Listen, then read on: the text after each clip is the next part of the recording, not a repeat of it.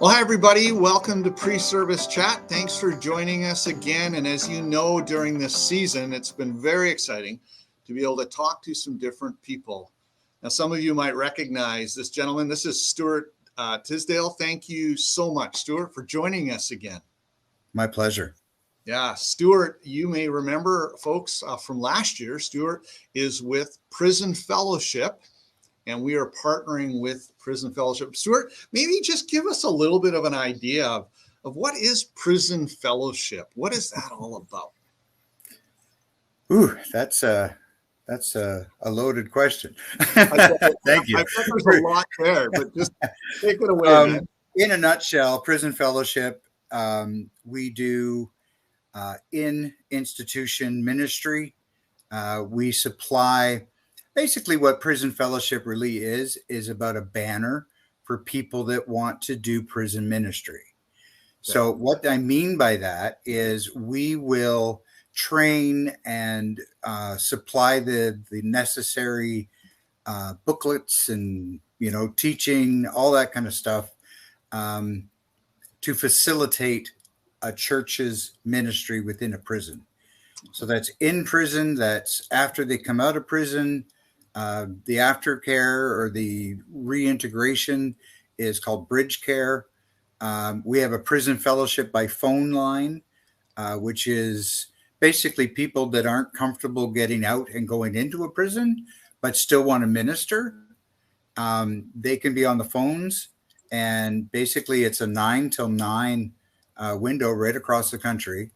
And a prisoner actually calls the number, and it's 20 minutes of prayer, of them just being able to talk and chat, which I have to admit has been very popular during COVID, because most of them have been so alienated and just completely, just alone.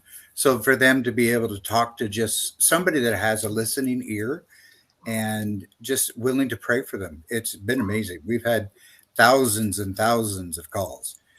It's live right across the country. British Columbia, this province is a little slower because it hasn't had a regional manager until myself within the last 6 months. And just getting the institutions on board with the different programs we have. It's challenging, but there's always somebody calling. And that's straight across the country. Now that's that program. The Angel Tree Christmas and camping are two of our main caregiver and children outreaches. The Angel Tree Christmas, of course, is what we're talking about for this season. Right. About getting a gift for an inmate's child.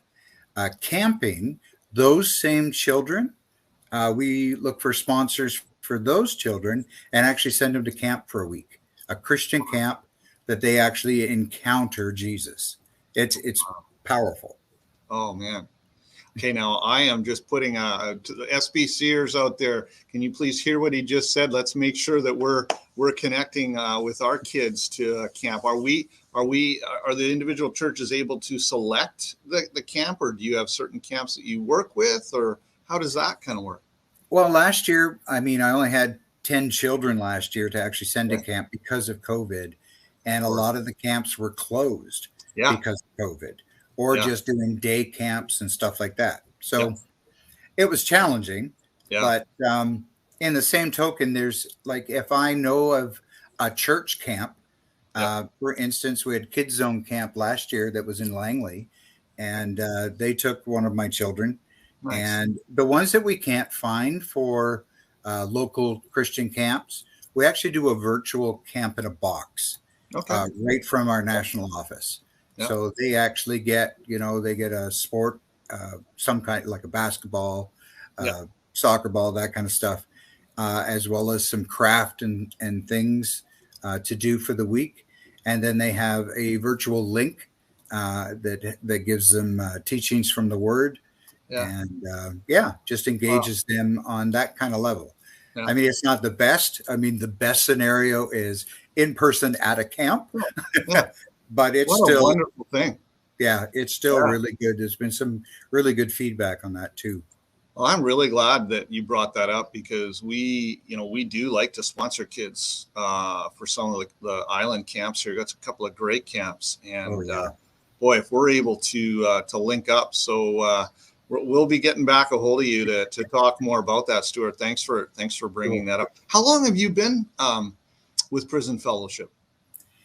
Ooh, it started probably 7 years ago. I was hired as just a contract worker Okay. for the Angel Tree program. So this will be my seventh Christmas Okay, to so do. sorry, I'll just go ahead. you work specifically with the Angel Tree program. Is that kind of Yeah, your deal? Okay. that was my primary. Okay. Now be I'm the regional manager for British Columbia, Yukon Territories, Okay. Northwest Territories, and Nunavut. All right. Yeah, so my region has expanded just recently. Does this job come with a travel Ooh, I expense hope account? Do you actually so. do you actually move around, or do you work virtual or out of more of a virtual office? Right now, it's virtual office. Once the institutions are live again and allowing people to come in, then I'll be visiting the different institutions and be able to, take the chaplains out for a coffee, have a chat, build up that relationship. Yeah, yeah, I'll even hit the island once or twice. that'd be great. Love to have coffee with you. Stuart, if I did a little research, I was reading up on your organization and things, and it looks like this year that you're hoping to be able to link up 5,000 or so kids whose mom or dads are incarcerated, which is, man, that's a lot of kids, and these kids are kids who had to sign up for it. Am I right about that? They kind of had the family had to sign them up for this. The actual inmate signs them up.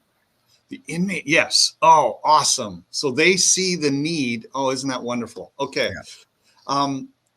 Is there a story or two you can just tell us? I mean, Well, without breaking confidences or anything, just to oh, give us. totally, Yeah. totally. There's a couple just even within our region, but just to tell you the process.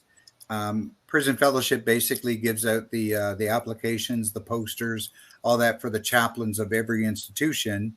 The chaplain chooses to put up the advertisement, and then the guys see it, the ladies see it, and we definitely have some, you know, well, it depends federal or provincial, but some regulars that have come back every year for the last couple of years, but and sign up for it because they know the benefit that their children are getting, because that's the main point. Is this is an opportunity to reconnect a family. The children are dealing with all kinds of stuff. They're dealing with anger issues. They're dealing with shame. They're dealing with separation anxieties. There's just we don't take an account of. I mean, it's not just a divorce or a separation. Right. It is that parent is unaccessible. Mm. And so this gives that little bit of, and where we see that is in the little gift tag at the bottom of the applications. That gift tag is personally done by the inmate to their child. Cool. So that's, as a sponsor, I mean, yes, you're purchasing the gift. Yes, you're wrapping the gift. Yes, you're delivering the gift. But the gift in the child's eye is coming from their mom or dad. Cool. And it just, I have to admit, the one story that touched my heart the most was one of the caregivers, excuse me, just here in BC. And she called me up shortly after Christmas. No, sorry, I called her because I had to do spot checks just to make sure they actually got the gift. Yeah. And she turned around and she said, "Stuart, I am so thankful for Angel Tree Christmas. The grin, the absolute joy that was on my son's face when he saw that there was a gift under the tree from his dad. It touched her heart, that without this kind of program, without sponsors like you guys, that kind of thing doesn't happen. You know, they don't get an opportunity to call. You know, there's others that I have lots of children that the mom, it's specifically mom, has not told them where the father is. Okay. They don't know that they're in prison. You know, they have no idea where dad is. Right. But wherever he is, there's a gift from him under that tree. You know, it's like, okay, he hasn't totally abandoned us. He hasn't totally left us alone. He's still thinking about us. You know? Yeah. And of course, the churches like yourself, the fact that in the past you guys have your Christmas baskets and stuff. I believe so anyway. Rick was telling me that last year. Yeah. Anyway, but that kind of fact absolutely blesses the caregivers. Because in a lot of cases, these caregivers, it's not just a single mom.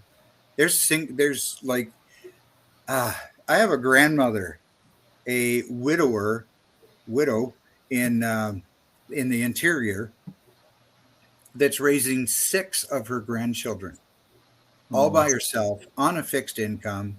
You know, I asked her, so how are you guys going to do for Christmas? She says, I don't know. I don't even think we're going to be able to afford a turkey this year.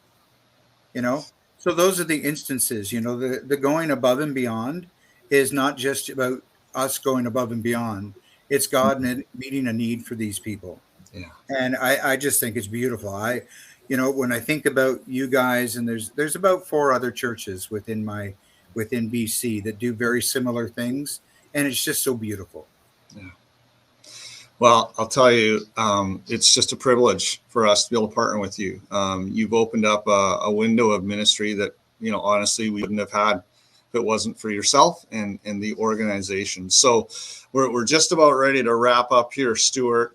You know, we're partnering again. SBC, I want you to grab those little cards, and let's make sure that we take care of these kids super well, those families. I know you will. Thank you.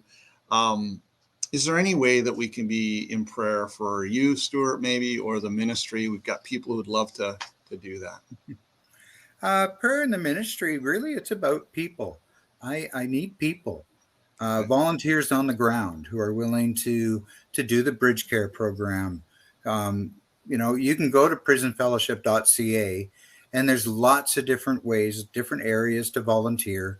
It doesn't, you know, even the phone lines. It's, you know, you have a 2-hour window, you know, that's convenient to you. It's 2 hours that even if you don't get a phone call, if you're using those 2 hours to pray, you know, pray for the inmates, you know. Yeah, there's lots of different ways. That would be one that's the major prayer for BC region. Is for people on the ground, just for the right people to sign up, become volunteers.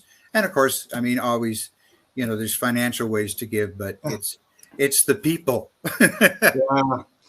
Because we're in a people business, right? Aren't we? We care. And SBC, just as I've said every week with these interviews, there's more opportunity than just the little serve the city bits we're doing. That's powerful. It's effective. But I encourage you to hit the website again. Can you give it to me, Stuart? That's prisonfellowship.ca. Awesome. Stuart, thanks for joining us again. Thanks for stepping into the new role. Well done. And God bless and have a very Merry Christmas. Thank you. You too. Merry Christmas to all of you at Sanders Baptist.